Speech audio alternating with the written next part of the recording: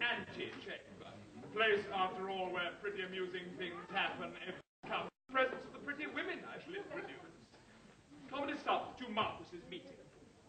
Both come in, as I told you, there, with an elegant air, combing your hair. Now, stand aside all you others. Two marquises, after all, need a certain amount of room. They're not the kind of people who confine their persons to small areas. Speak. Good day, Marquis. Good heavens, that's not the tone of a marquis. You should be more haughty. Marquises affect a certain manner of speaking to distinguish themselves from the common horde.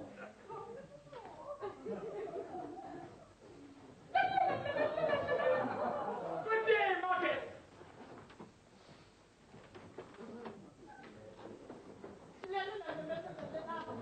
Good day, Marquis. Yes, servant, Marquis. What are you doing here? The character giving all the directions is the great, and the play is by Molière. The 17th century French stage commenting on itself. Molière having a dig at his contemporaries, at critics, at the king, and endearingly at himself. The piece is called L'Impromptu. But I don't Molière. Molière's L'Impromptu de Versailles is just one of a in 17th century France. And those playlets will be our guide through the glittering and lively period. It isn't surprising that we have so many of these little plays. This was one of the more self-conscious periods in man's cultural history. A period in which art and politics, love and war, manners and religion were all analyzed, prescribed, and formalized.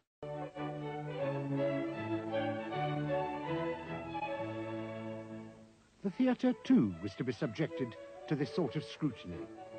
To what here in an institution founded in 1680, immediately at the end of the great period, and dedicated to its preservation, or others would argue, to its stagnation. Yet it's an apt setting for the story of the French drama, which touches at so many points, the story of the Comédie Française. It's a fascinating building, working theatre, golden age, which, though rather close in time to the glory of Shakespeare's theatre, the difference would have been apparent to one Will Jackson, who slipped ashore in France in 1651, a fugitive from an England that had closed its theatres and executed its king. Will Jackson was the alias of a man one day to Charles that found in France a theatre more to in England. Charles, the son of a Frenchman, familiar with the language. From the moment the stage manager called the beginners from their dressing rooms and signalled the start of the performance in the traditional manner, Charles would have been, because there was one major attraction.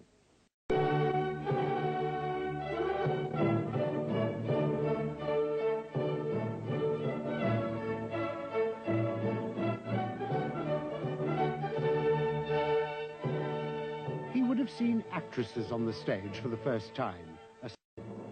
But the tradition of French theatre was foreign, difficult, if not... And the difference between the English theatre and the French is vital to this story. Of course, similarities in their origins.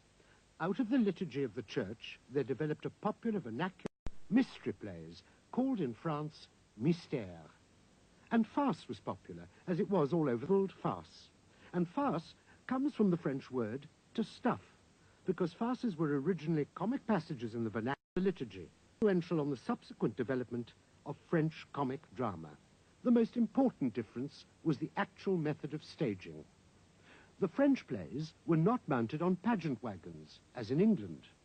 Here, arranged before a church in a town square or in the courtyard, small symbolic settings which ranged from heaven on the left through to hell's mouth on the right, with various stops of it. And it was this system of staging which was used when in 1540 a group of merchants and tradesmen in Paris. Remarkable when one considers that all those cumbersome indoors, crammed, which had once seen better days.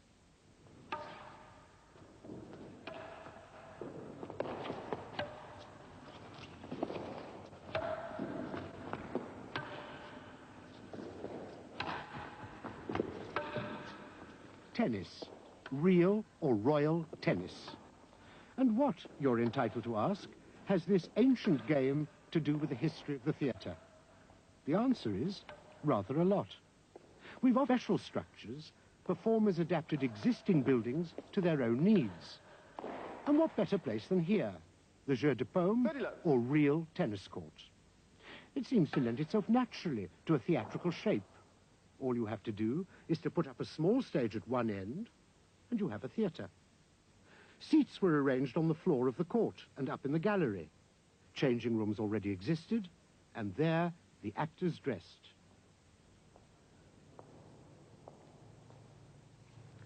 Even today, in our own time, theatre people are always on the lookout for great empty buildings which won't cost too much to run. And from such unlikely beginnings, great things can happen. Here's a typical story. In 1643, a theatre company leased a tennis court like this in the Rue Mazarine in Paris. 10 young people, all between the ages of 16 and 27. All, except one, were amateurs. There was a bookseller, a writing master, an attorney's clerk, and the son of the king's upholsterer. Unfortunately, within 2 years, they went bankrupt. The venture was not a success. But the upholsterer's son, whose name was Jean-Baptiste Poquelin, was infected with that well-known malaise, the theatre. And in due course, he changed his name to Molière. Well, he began in a place such as this. There were 250 of these courts in Paris. The game was enormously popular, and then for some unknown reason, it waned, leaving buildings like this empty.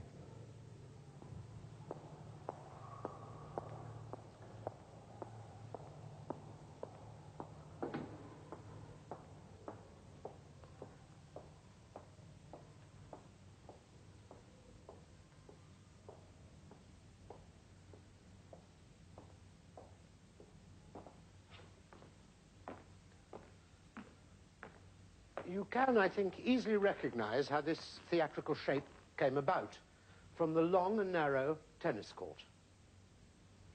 It's an odd thing, but people only trust what they know. So whether building from scratch or adapting existing buildings, the French always use the tennis court as their model. It seems to me extremely limiting and, from an actor's point of view, rather difficult. The acoustics must have been dreadful. The best place to be seen and heard was here, downstage center, but then you had to belt out your lines with as little movement as possible. And just think of the audience. The sight lines are very restricted, and as time went on, the wealthier patrons bought seats on the stage itself, which further restricted the action. And as if all that weren't enough on a small stage, there was just the little matter of the scenery.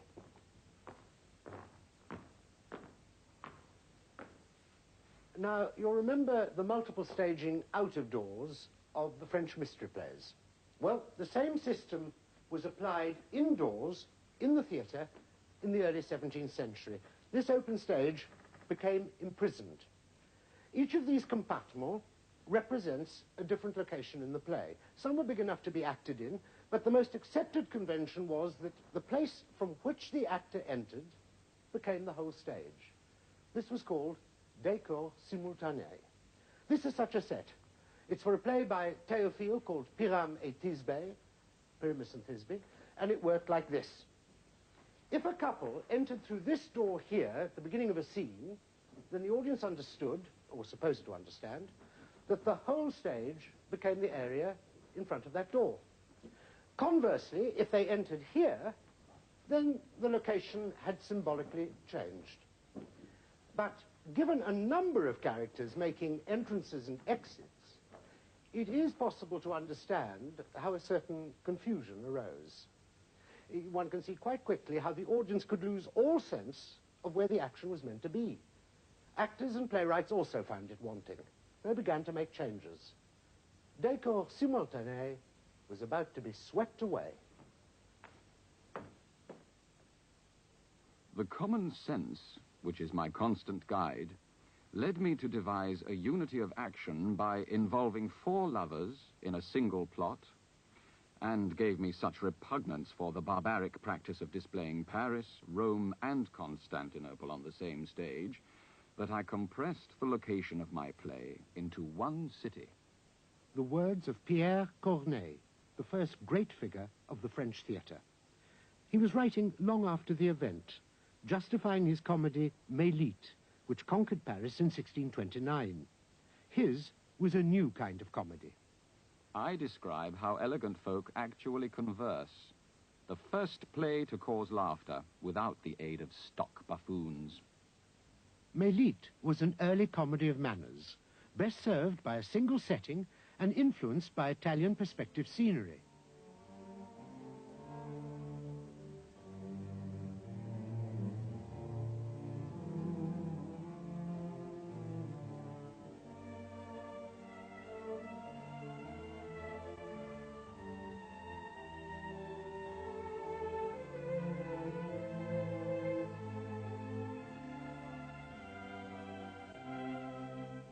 And the greatest change to affect the French theatre was due to a quirk of the French national character, evidence of which is to be seen all over France to this day, in their poetic forms, in their architecture, in all their visual expression.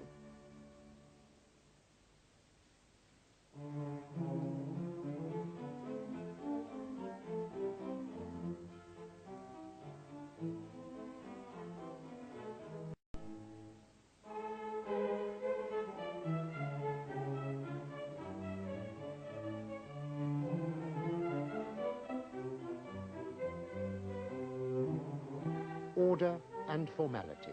Notorious Labs have always been an orderly people, fond of rules and logic, and these national characteristics have been demonstrated in almost every aspect of French life, and of course, in French art.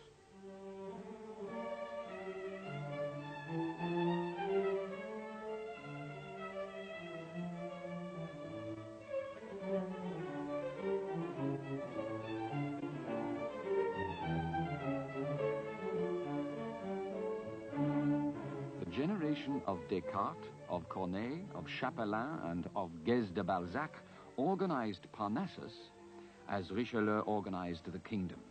It was the generation of order. The thoughts of a French critic.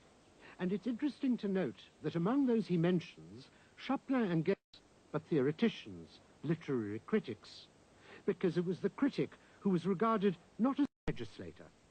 The modern professor of drama is his most direct descendant, but there the criticism as such was very different from what it is now.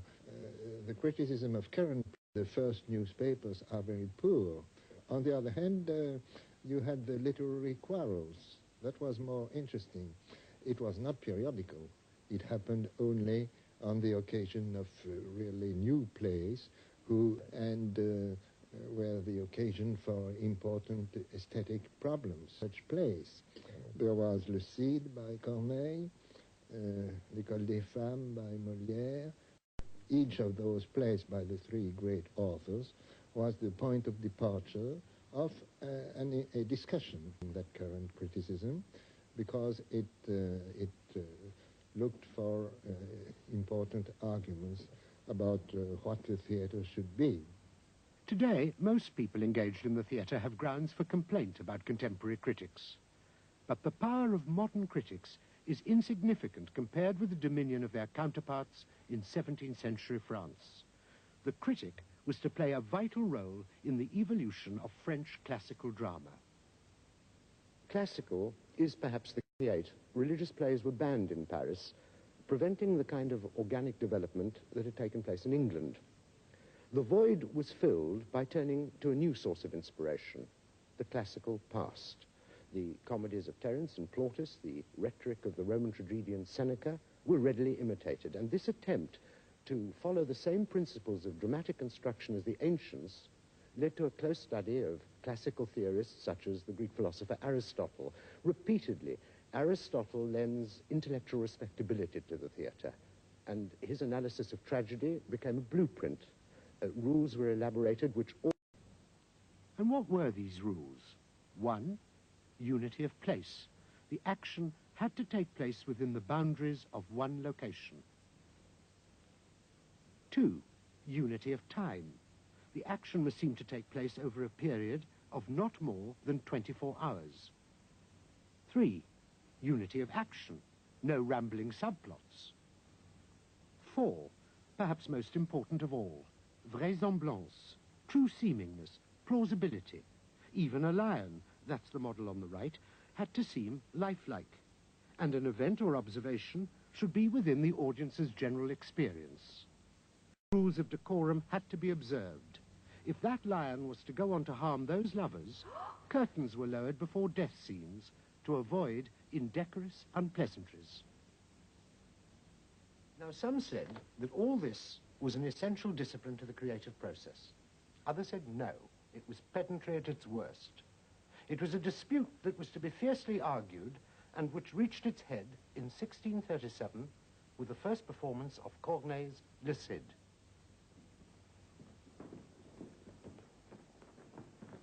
Is it all true? Are you quite sure, Elvira? You cannot know how everyone admires him and lauds to heaven with a common voice the glorious exploits of this young hero. The Moors confronted him, but to their shame, their onslaught swift, their flight was swifter yet. 3 hours of combat leave our warriors with victory entire and 2 kings prisoners. Our chief's great heart broke every obstacle.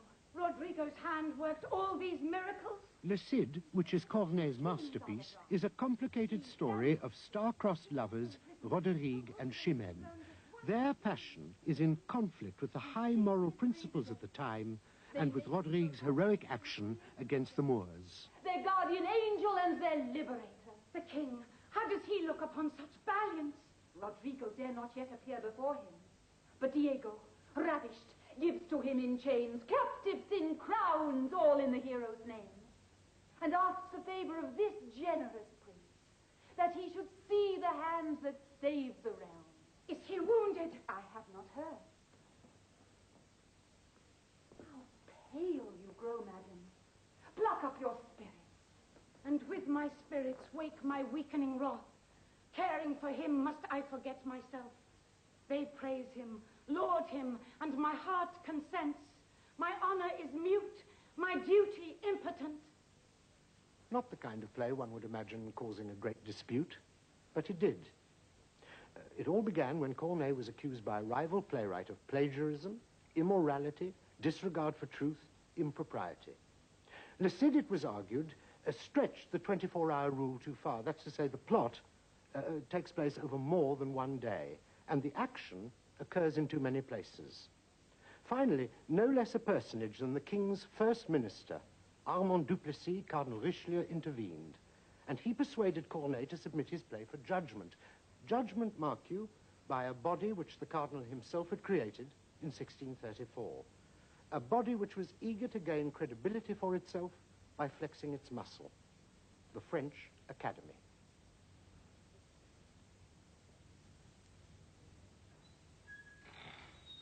L'Académie Française. Its object, to establish the French literary language by compiling a dictionary, work that goes on to the present day, and to maintain standards of literary taste. It's a sort of aesthetic legislature, and its word was law. And it found Le Cid wanting, judged the play guilty of irregularities, the forces of order, but the play proved to be an enormous success, which in the end proved to be rather feeble. Plays have a habit of ignoring the rules and fashion, I'm happy to say. Idiots. From young Jean-Baptiste Poquelin, better known as the playwright Molière. With your rules and deafen us every day. And to listen to you, one would think that these rules of art were the greatest mysteries in the world. Molière dramatized the dispute about rules in a backstage play similar to the one we saw earlier. This one is called The Critique of the School for Wives, and in it, Molière points out what had largely been forgotten in the heat of the argument, that the cardinal rule is to please the audience. I should like to know if the great rule of all rules is not to give pleasure, and if a play which has achieved that end is not on the right lines.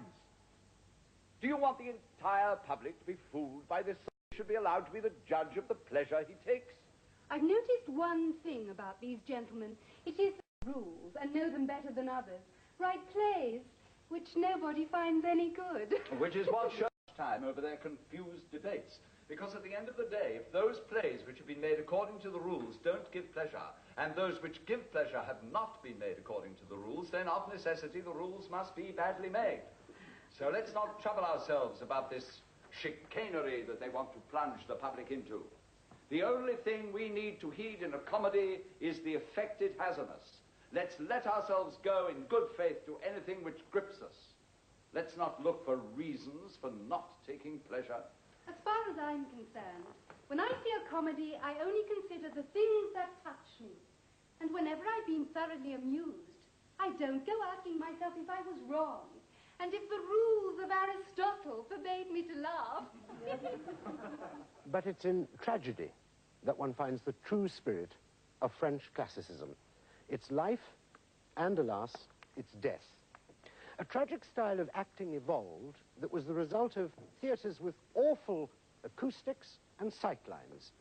Add to this the classical convention of important and especially violent action taking place offstage, and then having to be reported in a dramatic way, and you get a declamatory, rhetorical style of monumental proportions.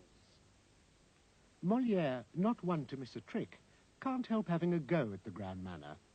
We see him fooling around in rehearsal in another passage from the bravura performance, sending up many of the leading actors of the day, particularly Molière's greatest rivals, the actors of the Hôtel de Bourgogne. I had an idea for a comedy with a poet in it. I would play the poet myself.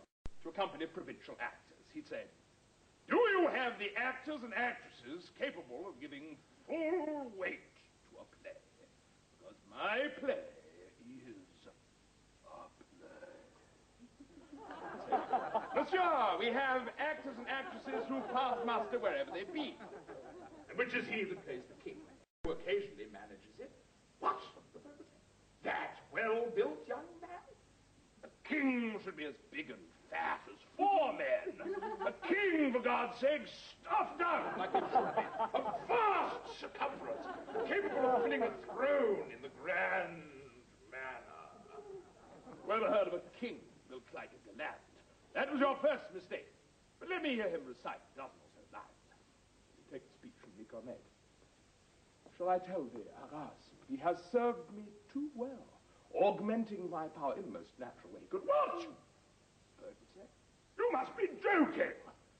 You call that declaiming? You must put it over with a proper emphasis. Like this. Shall I tell thee, Arras, he has served me well. Job positive. Noted well. Remember to punch the last line out like that. That's how you get the audience applauding. That's how you get them up on their feet. But, monsieur, the young man would say, it seems to me that as the king is talking to his captain of guard alone, he would speak in a more human way and not adopt that demon. What you're talking about? You try declaiming like that and see if you get a single... the audience. Well, now let's see one of your lovers' scenes. An actor and actress would come on, do one of the scenes from Camille Curias. Wilt part, my love, and please you in despite of all our happiness again, most natural. You're joking again. This is how to do that. Wilt part, my love, and of this fearful honor afflicted. That's natural.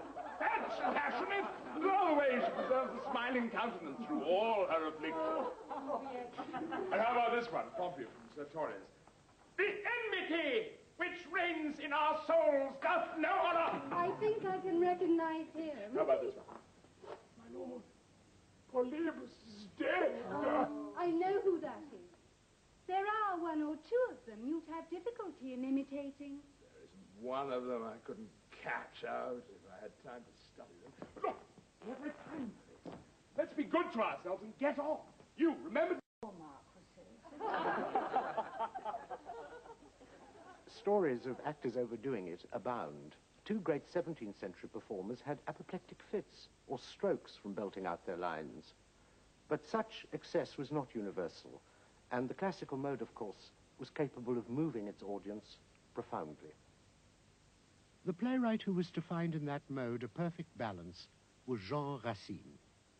The tragedy he wrote in 1677 is often considered to be the greatest in the French language. It's called Phèdre, and it contains the first great part for a woman, played by a woman. The first actress to play the part was coached line by line by Racine, whose interest in the actress extended beyond the rehearsal room. We're about to hear a famous speech from Phèdre, and I would like you to hear it in French, because French tragic verse can perhaps best be understood by foreigners if one thinks of it as a kind of spoken opera and listens to it for the music and rhythm of the language.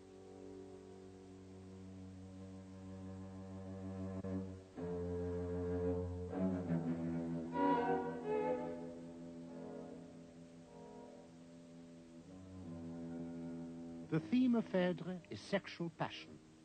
Phèdre, played here by the French actress Claude Winter, is plagued with guilt at her unnatural love for her stepson, and believing that her husband is dead, she declares her passion for the young man. But he's in love with another. She succumbs to jealousy, and the conflict between her moral conscience and the fatality of her passion leads to a moving declaration.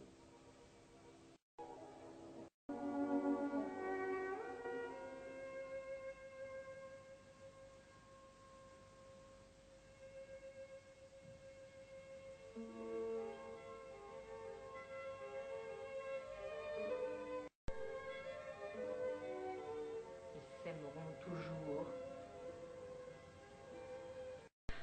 Oh, mortelle pensée. Il brave la fureur d'une amante insensée. Malgré ce même exil qui va les écarter, ils font 1000 serments de ne se point quitter. Non, je ne puis souffrir un brin. Hénon, prends pitié de perdre ici. Il faut de mon époux contre un sang odieux réveiller le courroux, qui ne se borne pas à des peines légères.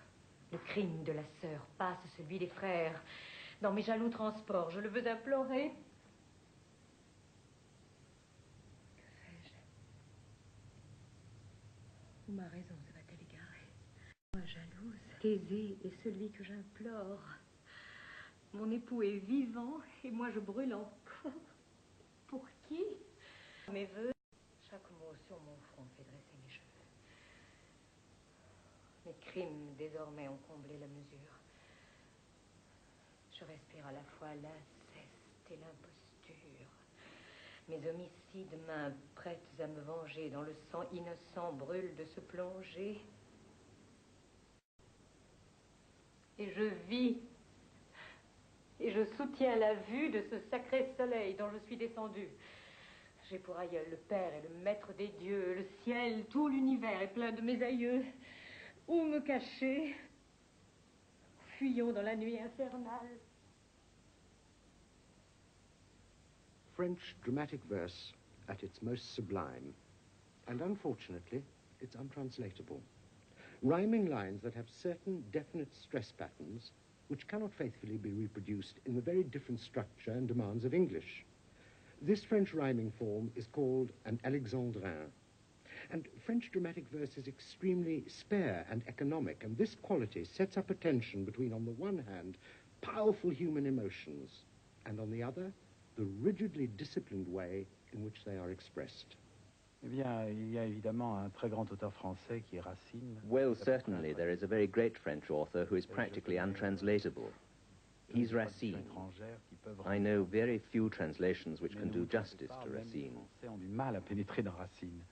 Even the French have trouble in understanding Racine because it's in such a simple language that in fact it becomes extremely complicated. He uses very few words, and the language of the French classical texts is so complicated that we practically no longer speak it in France. It becomes, in Racine's case, almost untranslatable. In the case of Molière, too, it's very difficult to translate, because today, in the 20th century, we don't think like Molière's contemporaries thought. We don't think in the language of the 17th century. So if we simply translate the words, we fail to give the inner meaning of the text. It's been one of the revelations to me from working on this history to encounter, really for the first time in a proper way, the genius of Racine as a dramatist. His Phèdre is to French what Shakespeare's Hamlet is to English, a sort of centerpiece which succeeding generations rediscover and recreate. But there, the comparison ends, because Racine, governed by this strict classical form, is ruthlessly austere in his storytelling and language. No rambling subplots, no comic diversions, apparently not one unnecessary syllable. The French did not write only plays, they wrote dramatic poems. Here are some statistics to give you an idea. Racine's dramatic vocabulary is 2,000 words. Shakespeare's is 24,000. Phèdre is 1,600, 3,800. Racine obeys the tyrannous unities of time and place, making the play claustrophobic to good effect, and brings to bear an intense verbal energy which dramatizes the power of the tragic conflict. Racine said that the golden rule was to delight and to touch, and he proved conclusively that classical art can be vital and arresting, that carefully constructed drama based on ancient models, albeit observing certain rigid conventions, can still send shivers down the spine. So, you think, Monsieur Lycidas, that all wit and all beauty are to be found in serious drama, while comedies are pieces of nonsense deserving of no praise at all. Molière, on the other hand, outspoken as ever, contended that the writing of tragedy was an art inferior to the writing of comedy. Small wonder, since he devoted his own gifts almost entirely to comedy. In the critique of the School for Wives, he makes out the case for comedy by first disparaging the tragic muses. But I find it much easier to affect grand sentiments, to brave fortune in verse, to accuse destiny and hurl insults at the gods, than it is to enter properly into what is laughable in man and to put agreeably onto the stage the absurdity. When you depict heroes, you may go as you please. They are free portraits where you need seek no resemblance.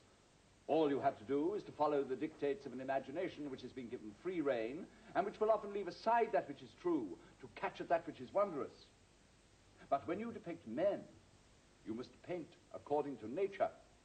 People expect these portraits to look like somebody, and you have done nothing if they do not recognize in them the people of your time. In a word, in serious plays, it is enough, in order to avoid blame, to say things which make good sense and are well written. But that's not enough in comedy. You have to be humorous. And it is a very strange enterprise to make people of breeding laugh.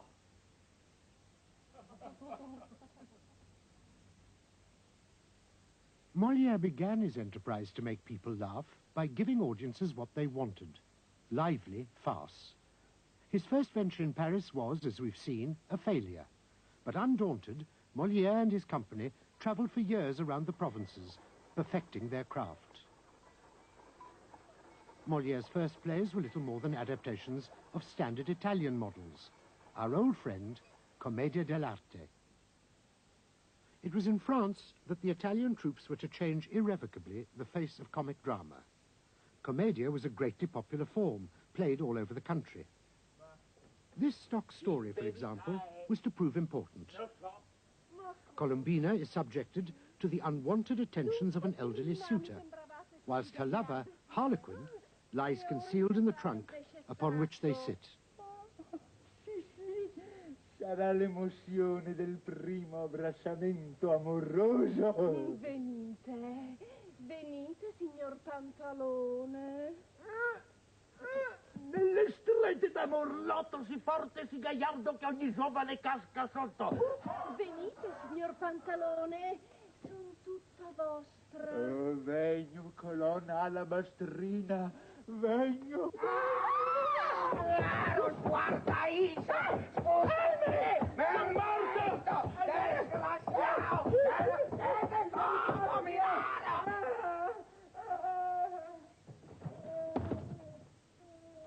Brava! That little sketch was to have, as we shall see, a profound effect on Molière. And Commedia influenced him not only as an author, but also as an actor. In his own plays, he wrote splendid parts for himself. Indeed, as a contemporary observed, one doesn't know whether to admire the author more for the way he has written the play or for the way he acts it. And Molière was fortunate in another respect. Commedia, and anything resembling it, was extremely popular at court.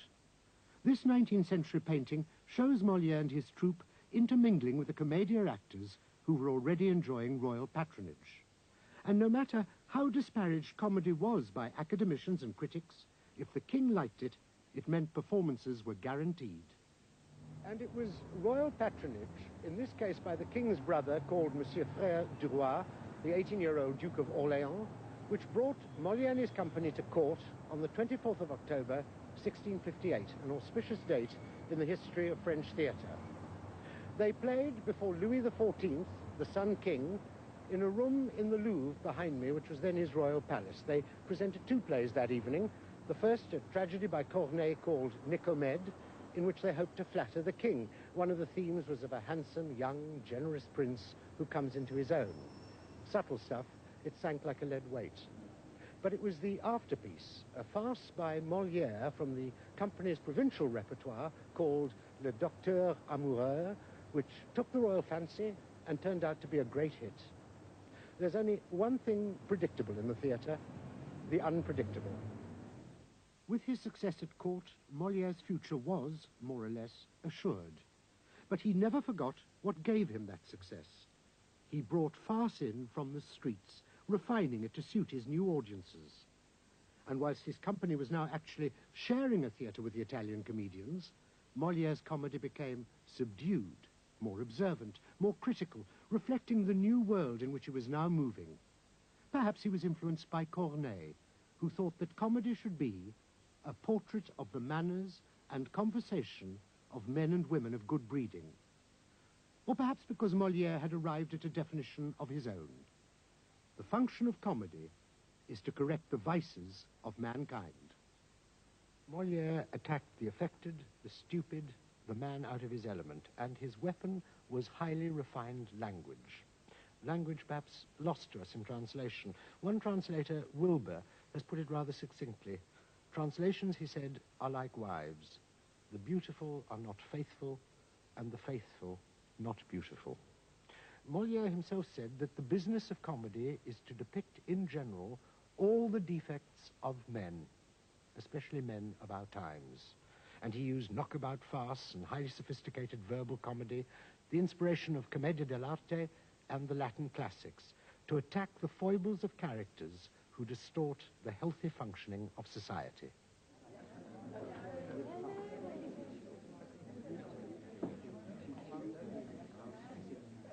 It was this need, this compulsion to attack social evils like hypocrisy that was to land Molière in greatest trouble. His play, Tartuffe, was the cause of heated debate. Molière, in attacking the hypocrisy of the pious, incurred the wrath of the religious. The play was banned for 5 years.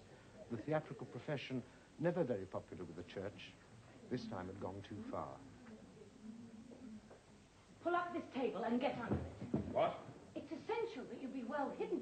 Why there? Oh, heavens, just do as you're bidden. I have my plans. We'll soon see how they fare.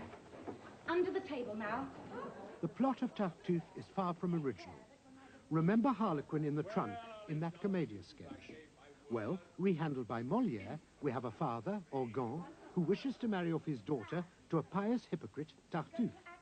Now, Tartuffe actually lusts after Orgon's wife, and in one of the most famous scenes of the French theatre, the hypocrite reveals his true base nature. I shall employ sweet speeches in the task of making that impostor drop his mask. I'll give encouragement to his bold desires and furnish fuel to his amorous fires. Since it's for your sake and for his destruction that I shall seem to yield to his seduction, I'll gladly stop whenever you decide that all your doubts are fully satisfied. I'll count on you, as soon as you have seen what sort of man he is, to intervene and not expose me to his odious lust 1 moment longer than you feel you must. Remember, you are to save me from my plight whenever... He's coming. Hush. Keep out of sight.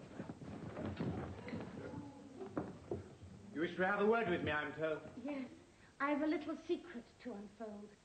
Before I speak, however, it would be wise to close that door and look about for spies.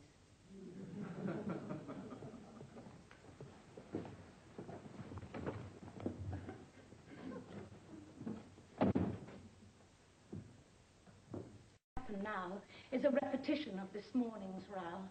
I've never been so badly caught off guard. Oh, how I feared for you. You saw how hard I tried to make that troublesome Damis control his dreadful temper and hold his peace. In my confusion, I didn't have the sense simply to contradict his evidence. But as it happened, that was for the best, and all has worked out in our interest. This storm has only bettered your position. My husband doesn't have the least suspicion. And in mockery of those who do, he bids me be continually with you.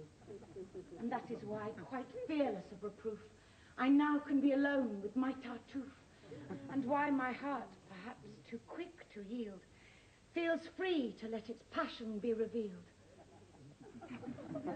Madam, your words confuse me. Not long ago, you spoke in quite a different style, you know. Ah, sir, if that refusal made you smart, it's little that you know of woman's heart, or what that heart is trying to convey when it resists in such a feeble way. Always, at first, our modesty prevents that frank avowal of tender sentiment. However high the passion that inflames us, still to confess its power somehow shames us. Thus, we reluct at first, yet in a tone that tells you that our heart is overthrown, that what our lips deny, our pulse confesses, and that in time all no's will turn to yeses. I fear my words are all too frank and free, and a poor proof of woman's modesty. But since I'm started, tell me, if you will, would I have tried to make Damis be still? Would I have listened, calm and unoffended, until your lengthy offer of love had ended, and been so very mild in my reaction, had your sweet words not given me satisfaction? And when I tried to force you to undo the marriage plans my husband has in view, what did my urgent pleading signify, if not that I admired you, and that I deplored the thought that someone else might own part of a heart I wished for mine alone?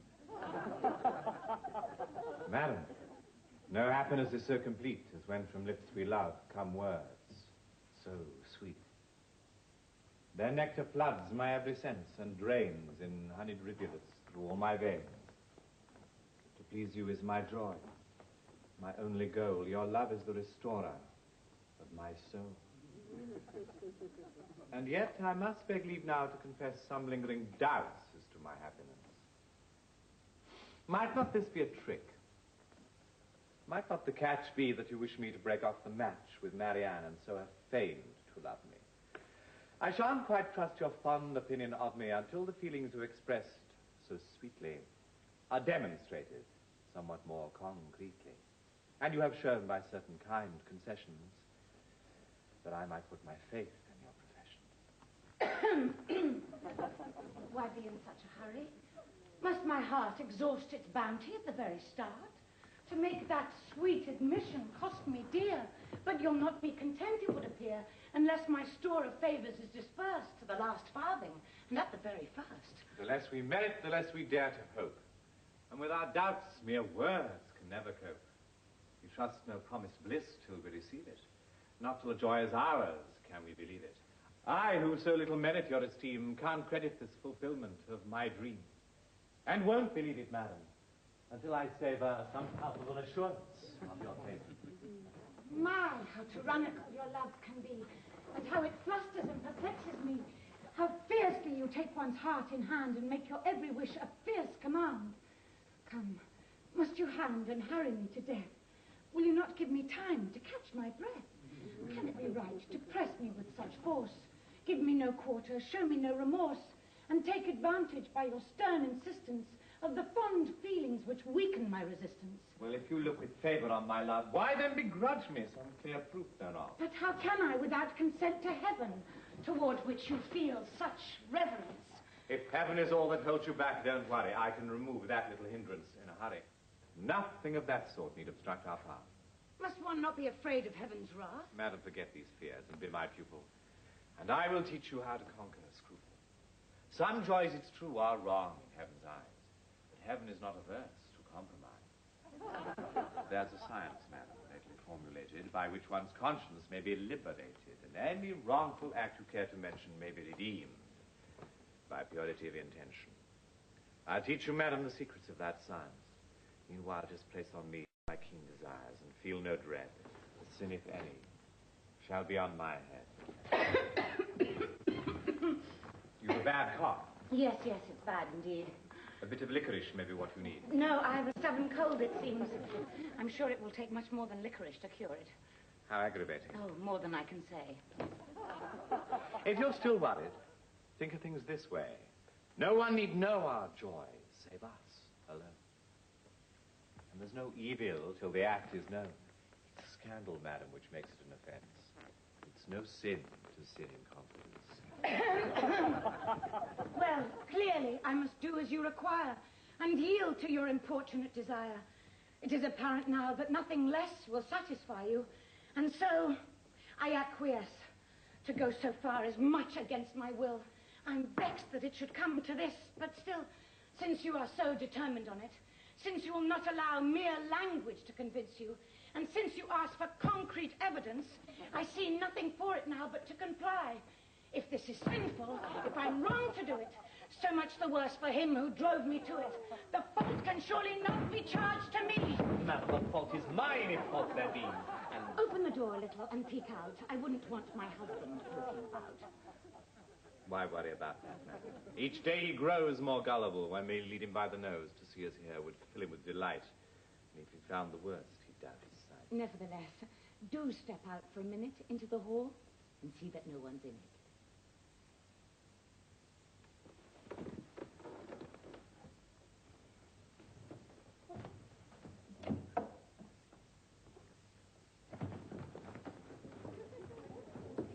Man's a monster, I must admit. I'm simply stunned. I can't get over it. What? Coming out so soon? How premature. Get back in hiding. Wait until you're sure. Stay to the end and be convinced completely. We mustn't stop till things are proved concretely. Hell never harbored anything so vicious. Tut, don't be hasty. Try to be judicious. Wait and be certain that there's no mistake. No jumping to conclusions, for heaven's sake. Madam, all things have turned out to perfection. I've given the neighboring rooms a full inspection. No one is about. And now I may at last. Hold on, my passionate fellow, not so fast. I should advise a little more restraint. So, you thought you'd fool me, my dear saint. How soon you wearied of the saintly life, wedding my daughter, coveting my wife. I'd long suspected you and had a feeling I'd soon catch you at your double dealing. Just now you've given me evidence galore. It's quite enough. I have no need for more. Orgon was played by Molière himself. A true man of the theatre, he always took the leading parts in his own plays. Indeed, it's been said of him that he was nothing more than a gifted playwright, desirous of exploiting his own talents as an actor. If so, he wouldn't be the first or the last. And aptly, it's center stage with a full house that our story ends. On the night of 17th of February, 1673, while playing Le Malade Imaginaire, Molière collapsed and was carried home. A priest was sent for, but none came, and so he died unable to repent of his life as an actor. He was buried without display at night. In 15 years, he had staged 95 plays, of which he'd written 31, and acted in almost all of them. The greatest genius of the French theatre had gone, but his influence was to be enormous and far-reaching. And it was with, among other things, memories of the kind of theatre he had seen in France that Will Jackson returned to England in triumph as Charles II, the English influenced by the French. The king's restoration to his throne released the next group in this history.